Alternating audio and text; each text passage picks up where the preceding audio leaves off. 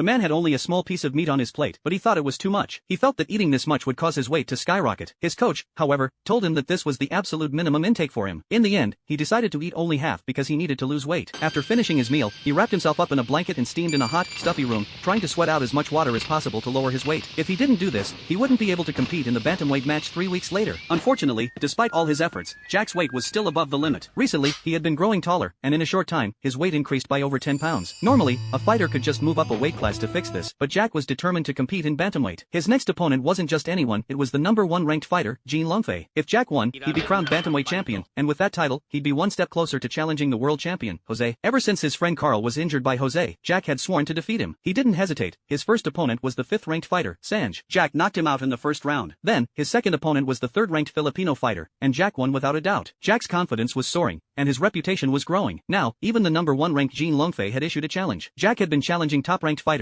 aiming to qualify for a world championship match as quickly as possible. But Jack didn't expect his weight to be his biggest issue. Despite everything he had done, including controlling his diet and sauna sessions, nothing was working. Jack had no choice but to go on a complete fast. Jack locked himself in a room upstairs, refusing to eat or drink anything. To avoid being disturbed by his coach, he even went for a night run to the gym's storage room and locked himself inside. This room was the same place his friend had used to cut weight in the past. When his coach found out, he rushed over. He knew Jack could be extreme, but he never expected Jack to go this far. The coach didn't want to let Jack continue like this, so he grabbed a hammer and tried to break open the door. But when he got inside, come out!